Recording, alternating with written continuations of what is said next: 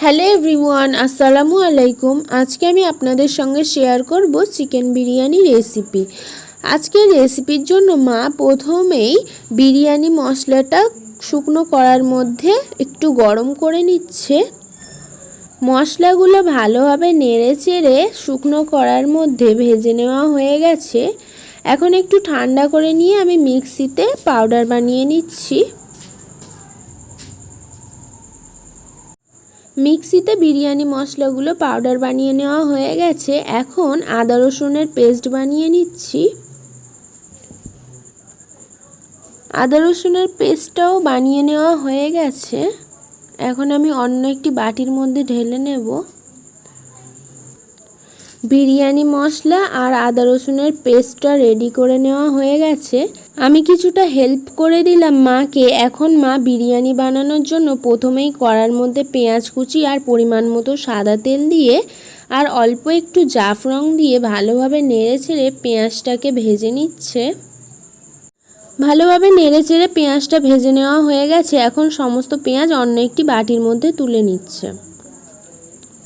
অন্যদিকে একটি হাঁড়ির মধ্যে 250 গ্রাম লিকুইড দুধ আর গোটা গরম মশলা দিয়ে দুধটা ভালোভাবে ফুটিয়ে নিচ্ছে। এখন নামিয়ে রেখে দিচ্ছে। অন্যদিকে একটি হাঁড়ির মধ্যে পরিমাণ মতো জল, গোটা গরম মশলা আর পরিমাণ মতো নুন দিয়ে জলটা ফুটে আসা পর্যন্ত অপেক্ষা করছে। জলটা ফুটে উঠেছে। এখন হাঁড়ির মধ্যে দিয়ে দিল আগে থেকে ধুয়ে রাখা চাল। হাঁড়ির ঢাকনাটা চাপা দিয়ে নর্মালি আমরা যেমন ভাত রান্না করে নিই সেরকমভাবে মা ভাতটা রান্না করে নিয়েছে। এখন অন্যদিকে একটি কড়ার মধ্যে পরিমাণ মতো সাদা তেল আর জাফরং দিয়ে জাফরংটা তেলের সঙ্গে ভালোভাবে মিক্স করে নিয়ে অ্যাড করে দিল আগে থেকে পিস করে রাখা আলু।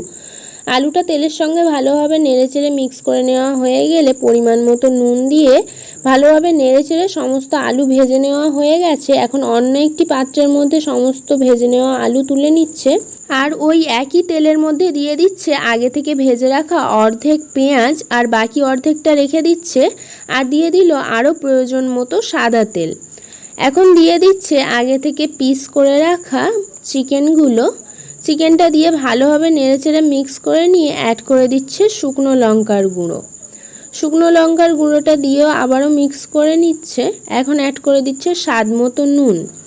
বারবার মিক্স করে নেওয়ার কারণ হচ্ছে যাতে করে পুড়ে না যায় নিচে থেকে। এখন অ্যাড করে দিচ্ছে হলুদ গুঁড়ো, জিরে মরিচের গুঁড়ো আর চিকেন মশলা। সমস্ত কিছু আবারও ভালোভাবে নেড়েচেড়ে মিক্স করে নিচ্ছে।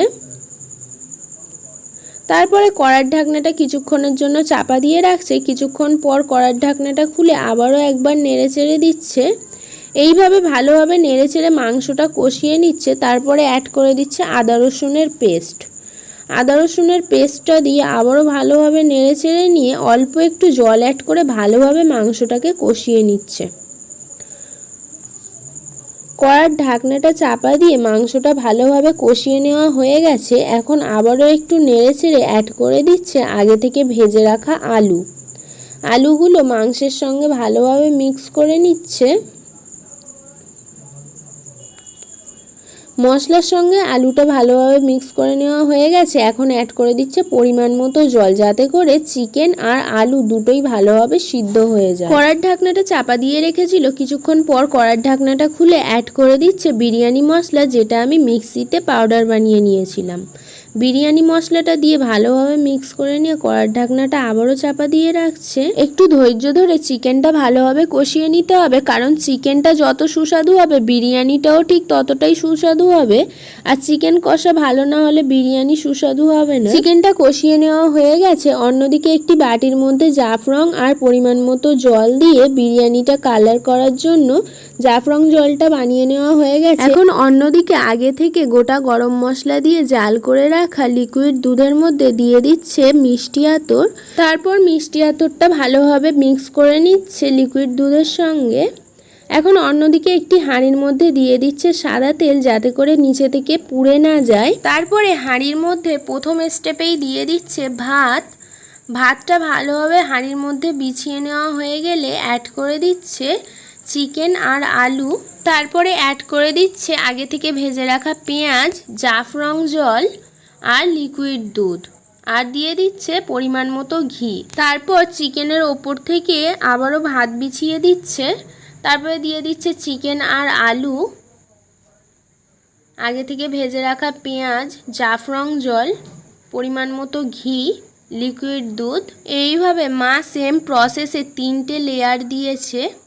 তারপরে যা কিছু মশলা বেঁচেছে উপর থেকে আবারও ঢেলে দিচ্ছে। সবশেষে উপর থেকে দিয়ে দিচ্ছে বিরিয়ানি মশলা। এখন হাঁড়ির ঢাকনাটা চাপা দিয়ে প্রায় 15 মিনিটের মতো দমে বসিয়ে দিচ্ছে। এই সময় গ্যাসের ফ্লেমটা একদম লোতে রাখতে হবে।